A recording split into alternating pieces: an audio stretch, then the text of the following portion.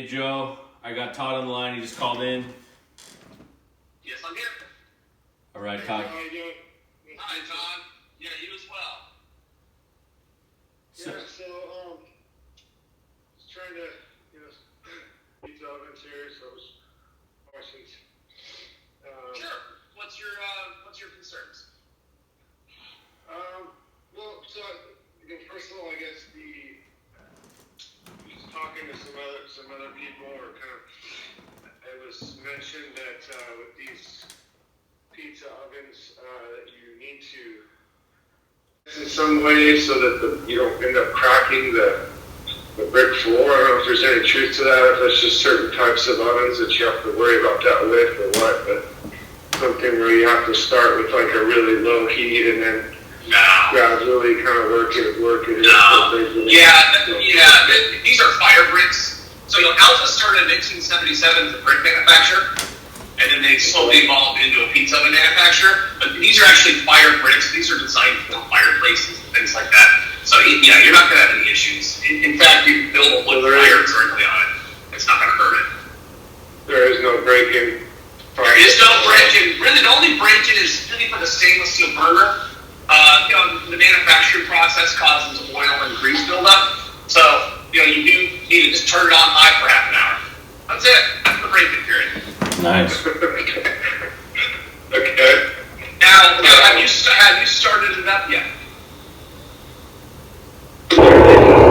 I think I just turned it on once to just see the flame was working, and that was pretty much it. Yeah, that's always the confusing part for people, because it takes a while to leave the gas line out. Okay. It's just going through the pilot light, so sometimes it can take, 2 to 5 minutes to allow the gas to finally come up through the oven.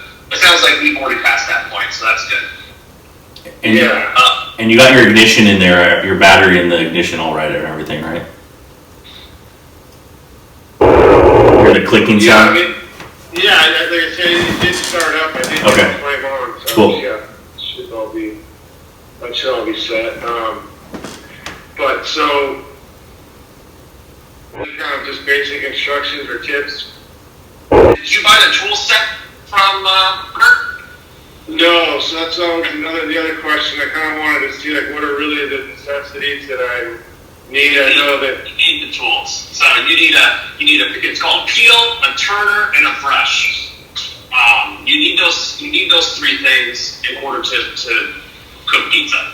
So the peel is designed for scooping the raw pizza off the deck and putting it into your oven. And then the turner is designed for turning the pizza and pulling the pizza out when you're done cooking. So the peel is the one with the holes in it, correct? Yes, and that's important because it helps get the flour off the bottom of the dough. Gotcha. Okay. And the holes also prevent the dough from sticking. Would you ever suggest parchment paper? Have you ever used it? Okay. And I don't use it. I don't recommend to get in the habit of using it. These ovens, they're too hot. It'll just burn up. It's gonna burn that. It's gonna burn that crap up. Okay, and then the turner is smaller, and it is it's circular. Yes. And what is the tool with the kind of looks like a long scraper? It's a rake. So that's for pushing wood and coals around the fire. Okay. Okay, so I'm sorry, I'm back here. So peel, turner, and a brush. So I guess I noticed there was one I think had 5 or 6 pieces, but really you just need those. Yeah, you're doing gas only. You only need those 3 pieces. I was potentially looking at using, because it is a combo, or it's got the ability to do both. So at some point, I might want to try and use that. But you need to purchase the hybrid kit. So the hybrid kit is for burning wood. It's basically 2 parts. It's a cover that covers the gas burner, and it's a rack that holds the wood. So you cannot use the gas burner to start the wood. The wood will ruin that burner. So they have a protective cover plate. So that the gas burner's on the left side. You build the wood fighter on the right side. Okay. But do I need any other tools if I'm then you would need to buy the 5-piece tool set, which is the peel, turner, brush, as well as a shovel, Yeah, so like a U shape almost, like a half a U. So the 5-piece kit is what I would need then if I want to do wood. If you want to do wood, yes, sir. And all those tools are very important, so you don't buy them, you gotta buy them somewhere. You need those tools in order to make this work. Now the other thing is, everyone gets into pizza for the first time gets discouraged after the first couple of cooks. Because they'll burn the pizza, they'll undercook it, they'll accidentally drop it on the floor, or flip it upside down in the oven. All those things are 100% normal, and it's gonna take you about 100 pizzas before you start getting a rhythm. But once you have that rhythm down, you'll have that skill set for the rest of your life. It takes time. And one of the best ways I can suggest is hire a pizza chef to come to your house and cook some pizza for a big party or something. And just watch the ladies work and go, hey, can I grab one? Can I try it? And let them teach you. Self-taught pizza is very, very difficult. It takes a lot of trial and error. Give someone at your house. So what are the big, because I was just watching a couple of videos, it seemed like it was pretty straightforward. Once you get it to heat, which I guess what I was reading is that these ovens take about, about an hour to heat up, to get about 30 minutes, ready to go.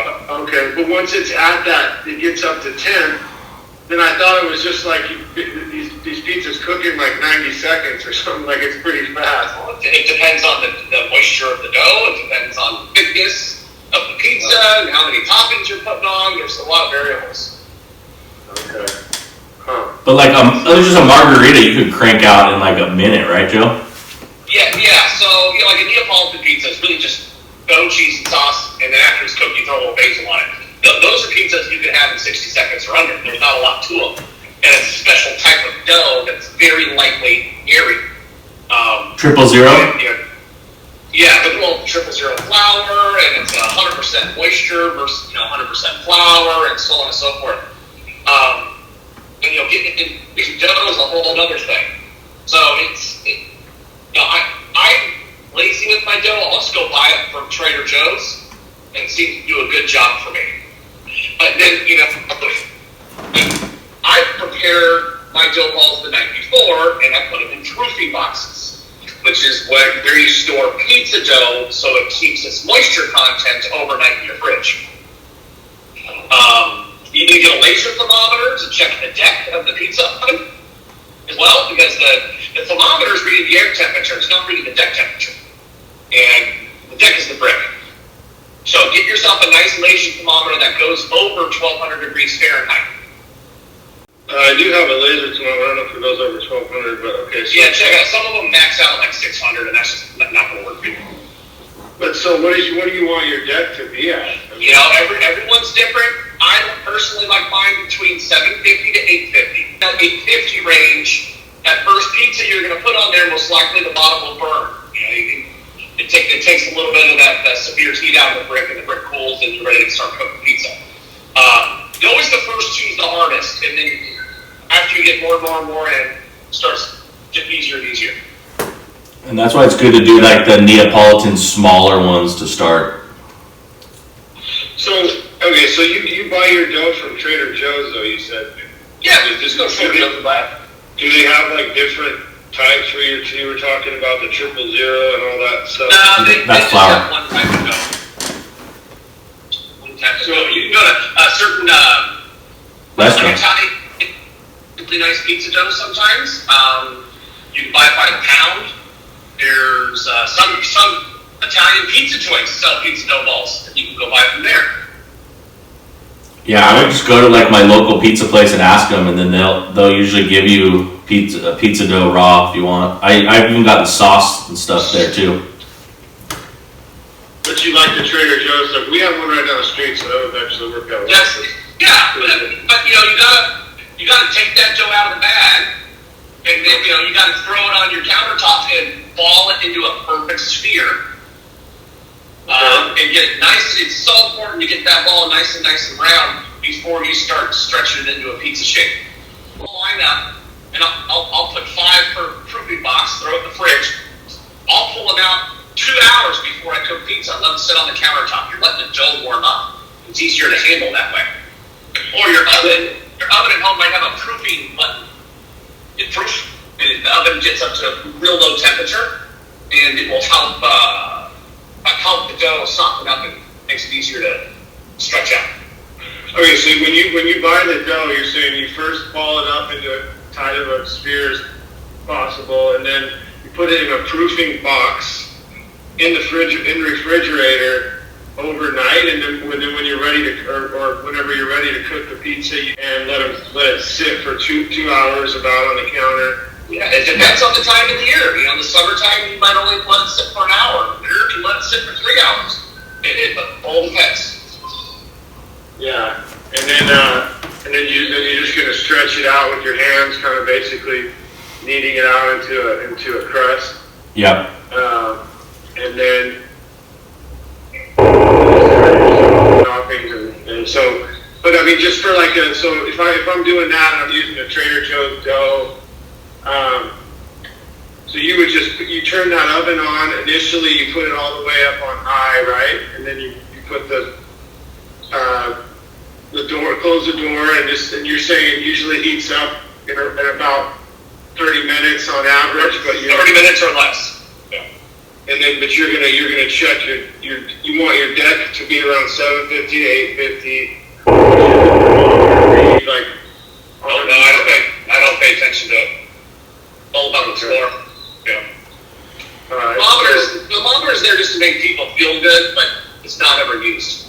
Unless you're gonna bake, unless you're doing something low and slow, like around 300 degrees, like cook a turkey or chicken or something like that, then that thermometer comes in handy. Put the door on it. Get a better sense of what you're doing. Do you use the door when you're doing pizzas, Joe? No, unless it's windy. Okay.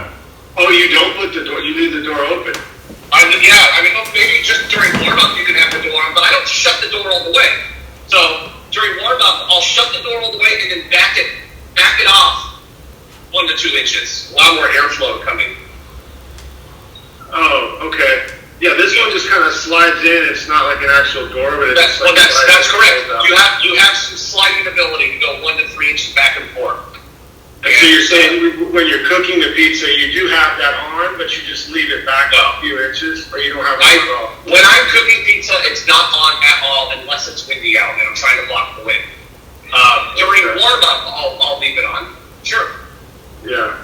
All right, so let's take like an average pizza. You're just maybe like a couple toppings, and you're using the Trader Joe's, and but how long would you approximately once you put that pizza in? About how long would you take your average like topping? 1 to 5 minutes depends on the temperature and everything else. So it's just like I said, you gotta do 100 pizzas before you get the feel for it, and I promise once you get to that point, you're going to go back to this conversation and go, you know what? And one of the hardest things is you're going to stretch out your dough on your countertop. You're going to get all the toppings on it, and then you got to transfer that pizza onto a peel. How do you do that? That's a tough technique. And you can't let that dough sit too long on your countertop, or else the dough's going to stick to the countertop. And then you got to scrape the dough off and start over again. So in pizzas, you got to work fast. You got to have someone behind you helping, and someone helping open up the doors, or helping clean up, so on and so forth. It's a two-person process. It's fun too to have make a party out of it. If you have a couple people over and give them all kind of tasks. Yeah, New Year's Eve I had some people over my house. So fun. 19 pizzas. Yeah, I did 19 pizzas. Took about an hour and a half. I was exhausted afterwards. But everyone got to make their own pizza. Yeah, they love it. Yeah. They love, doing their own toppings, and then you can, kind of give someone the pizza peel and take over for a little bit, and people freaking love it. But so so when you're putting out the dough on the counter, so you just do it right there directly on the counter. I stretch mine on the counter. Yeah, I throw a handful of flour down. I stretch my dough out right on the counter, and I'm putting that sauce, cheese, and toppings all on in less than a minute. And then I get my pizza peel, and I scoop underneath that pizza, and then I walk over and launch it into the oven at that point. But you can't let that dough sit for more than a minute or so, or else that moisture will soak up that flour and then stick to your countertop. What about cornmeal, Joe? No? Cornmeal's fine. You can use that. It just depends on Okay. on The how flavor. you like to Sexy do home it. pizza every single time. Bake it at 750 degrees Okay. and fall in love with the amazing flavor. I Save put the a little recipe. cornmeal on the peel just to help me get it on and off. Oh, interesting. But you can use flour. Okay. You can just stretch the dough on a wooden peel. You know, the wood does help too, but I continue to practice the same way each time because I'm getting better and better and better at it. I don't want to keep trying all these different techniques. It just starts getting confused. Just keep doing the same thing over and over again and slightly tweak one step at a time, not the whole process. Right. So once you put the pizza in the oven, I mean, you know, you said 1 to 5 minutes. Like, is there some? What are you looking for? You're looking for the crust. You're looking for you gotta get that turner underneath the pizza and take a peek at the bottom of the crust to make sure that looks nice and golden brown. You gotta look at the toppings and cheese to make sure that's cooking right. You know, sometimes the top can cook faster than the bottom, or the bottom can cook faster than the top. So then you gotta, you know, throw an audible out there. And I've taken my pizza turner and scooped my pizza up because the bottom was cooking too fast, and just held the pizza in the oven on top of my pizza peel, just so the dough stopped cooking. Or vice versa. If the topping's cooking too fast, I'll put the pizza peel about an inch over the pizza to stop cooking the top to allow the dough to catch up. Okay. So It's a little dance. You gotta watch it. Yeah. It is a dance, and you gotta be on point. And these are very high performance ovens from Italy. They cook hot, they cook fast, and they want to burn your food. So you gotta watch it. You gotta be all over it. Okay. Interesting. Yeah, that's good information. Yeah. That was gonna be that complicated. Barbecue is easy. Pizza's tough. Yeah, pizza's harder than barbecue. It's a harder learning process. Now, like I said, I do suggest try to look for an actual chef or a pizziola chef or someone who can come to your house for a party. The last thing you want to do is practice cooking pizza for a party you've never done before. You're gonna make a mess, and you're gonna drop pizza on the floor. You know, at least I do. Yeah, get a pizza chef over there and just learn. And you'll gather up so much information off that 1 hour or 2 hours that person's there. You'll be off to the races at that point. Interesting. Do you live in this area or no? I don't know where you're at. San Diego? No, I don't. I know someone in the LA market. Okay. Is there a wood burning pizza oven place, a restaurant by you, Todd? Not really that I know of. I'll do a little research, but yeah, I'll try and. Because sometimes you can just go sit and watch them do it for a little bit. You know, have a pizza and just watch them do it. Have a They make beer. they make it look so easy though, because they made 3,000 pizzas in 1 month. You know, those guys have it written down.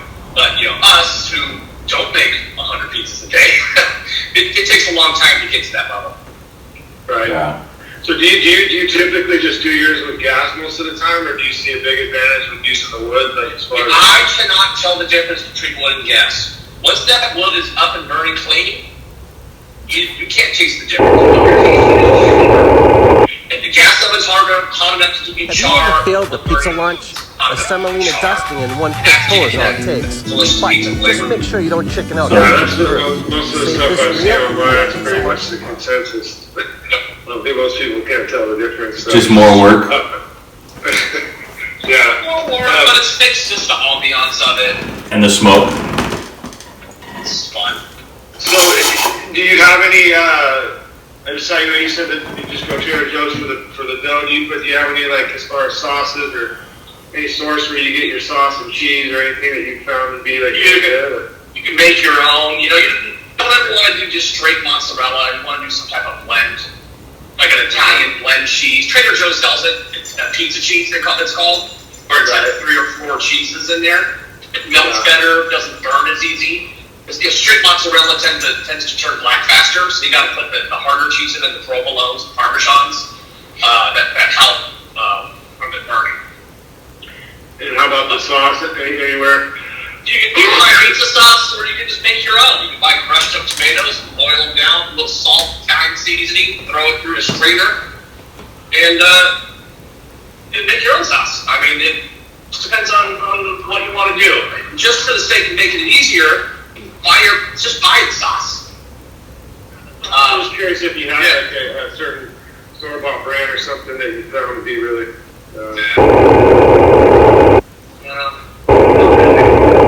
Like I said, Trader Joe's sells it. You can buy everything you need there. Okay.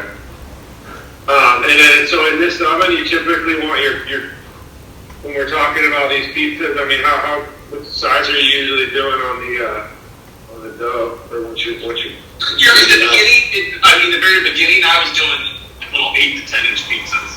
You know, that's about as comfortable as I got. I'm still on that level. Yeah, and then it gets to a point, all of a sudden you're stretching about 16, 20 inches, but you gotta have the proper tools to do it. Because you start getting comfortable with the way the dough feels, and you're not ripping the dough each time you stretch it, and so on and so forth. So, for instance, my party, I think every pizza was 12 to 14 inches. Just for the sake of making it easy. Yeah, but so the smaller the easier, basically. Oh, heck yeah. Yeah. Okay. And they're delicious. Making me hungry. Well, yeah, this is all good information. You know, I think, like you said, I'll have to just kind of get some experience under my belt here. Maybe I'll have a few more questions once I try a few times. YouTube's your friend, and trying to get someone at your house to show you the ropes would be incredible. That could be my biggest suggestion. I mean, I just had a conversation with someone last week for 47 minutes, saying the exact same thing. I'm telling you. You know, it's a lot of fun. Don't feel overwhelmed by everything I threw at you. Just have fun with it. And it's okay if you burn it. It's okay if you go to launch a pizza in your oven and it sticks. And when you go to launch, the whole thing flips upside down. I've done it. We've all done it. It's part of the process. Like, what did I do wrong? And I was just racking my brain. I woke up the next morning and that's what I did wrong. You know, and it just takes time. It's not like you're messing up like a $60 steak either. You know what I mean? It's just some dough and some sauce. $2. Yeah. You know, we're talking, $3-4. You ruin it. You know, it's not. Yeah, it's not like a $100 brisket. Yeah. Right. All right. Well, so just to recap, but when you get the dough, initially it comes with like some sort of a. The bag. It needs to be formed into a nice sphere. So you don't. It's not a hard sphere. Just perfectly round. You always want to start all your dough balls perfectly round. But do you either do that like right when you bring the dough home, or like how would you store it? You can have it. You can store it in the fridge. You can store it in the fridge. Store it in the fridge. Yeah. Okay. But then you bring it out and you just start, you ball it up right away, and then you let it. So that's after you get them in the balls. When you're gonna actually cook the pizza, then you let it sit for 1 to 2 hours. And that dough ball's real sticky. So you want a little flour on your hands before you start ripping that thing out. Right, so that dough's gonna stick to your fingers like crazy. Okay. If you ever go to like a pizza place, when I used to get them, they used to put like 4 little ones in a pizza box on like wax paper or whatever, and they were already balled up and ready to go. And I just put those in the fridge till I was ready, and then take them out. Oh wow! So they. Okay, where did you say you get yours from? The place where I would go, it was in Lacadia. It was called Pandora Pizza. I think you can get them from Flippin' Pizza as well. Yeah, Lacadia is right pretty close to me here, so. There's probably a Flippin' Pizza by you too, and you can get their dough as well. Okay. And they're like $1 a piece. Really cheap. Nice. Okay, sounds good. All right, well, yeah. Unless you have any other tips,